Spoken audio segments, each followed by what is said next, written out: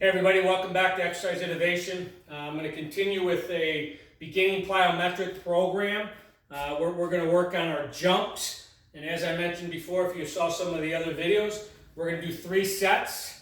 We're going to do 5 jumps on 4 different exercises, working more on stability and control of your landing to prevent injuries, and we're going to work on more of a vertical vector force and a horizontal vector force landing on 2 feet. It's going to be more of a non-continuous movement.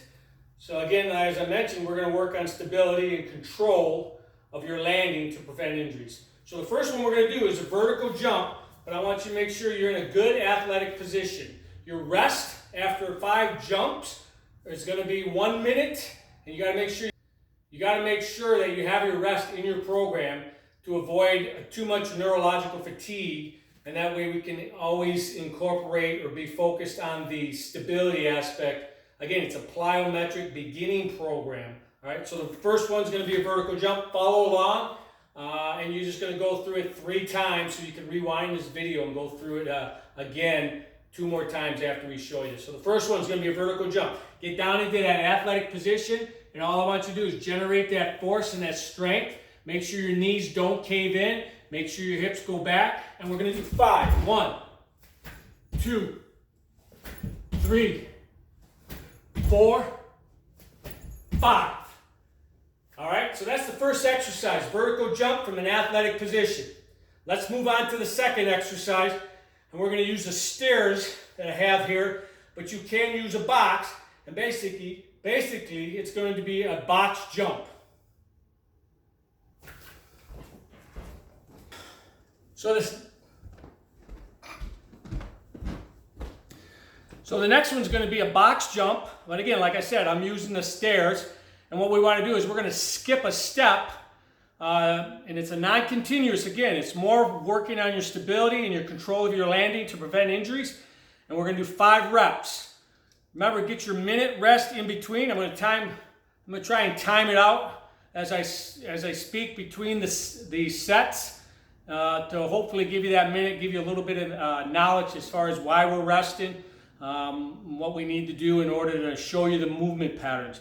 So right now it looks like we're going to go same position, vertical jump. This is a little bit of a horizontal, but same athletic position from here.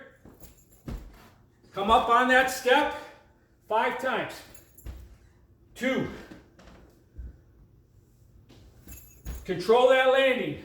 3. That is the key. Control that landing. 4. 5. So you're jumping to your athletic position. Let me get the timer going. We're going to give you 1 minute rest. And then we're going to move on to the next one.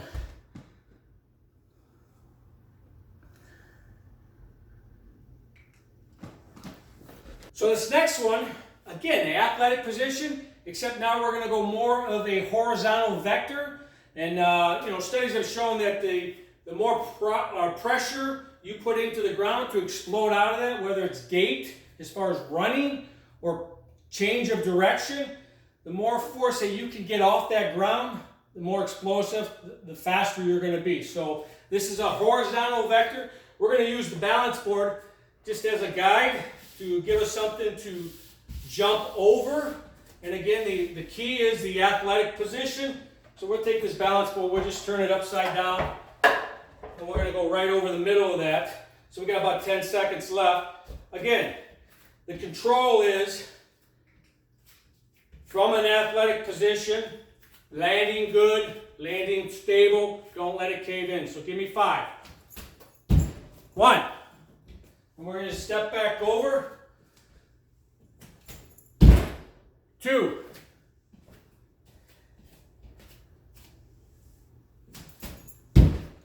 3. See how my feet flared out? We want to make sure we stay controlled.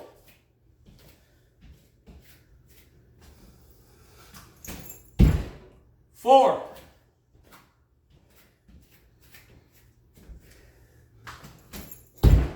5. So let's go 1 minute, and then we'll get into the fourth and final jump for a beginning plyometric program.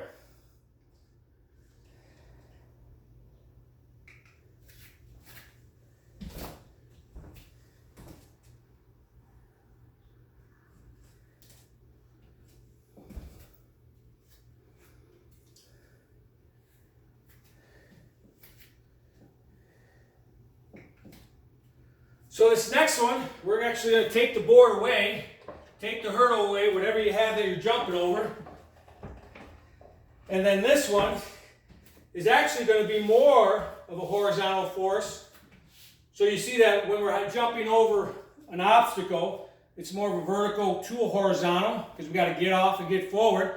This one, I'm not worried about any height on this. I'm going to be more controlled through the horizontal aspect of it, and basically it's going to be a standing long jump.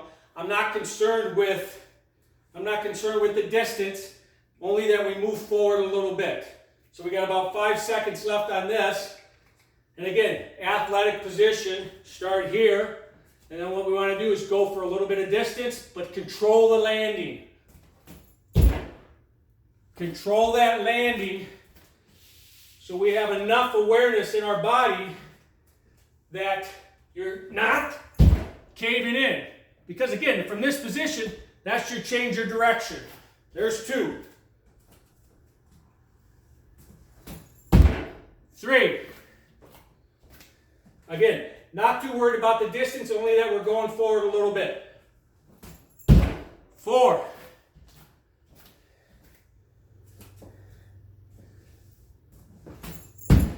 5.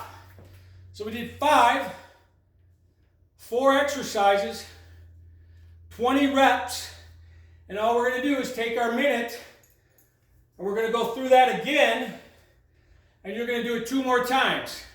That's going to give you 60 foot contacts. That's going to give you 120, because you're going to do that program twice during the week. Now the recovery aspect on it is going to be, they say 72 hours. Some people say 48. I think 72 is probably best because it's going to give you a longer time to recover. And again, you're going to do some other things in between those 72 hours, whether it's a speed training, whether it's strength training, or whether it's practice. So you think that 72 hours is what I need in order to get the proper recovery. So let's go back. We're going to do that again. You got about 10 seconds. Set it up. Enjoy the program. 3 sets, 5 jumps. That's all you need to stimulate that neurological, explosive, stretch reflex kind of tissue, physiological aspect of it in order to increase your power. Thanks for being part of Team EI.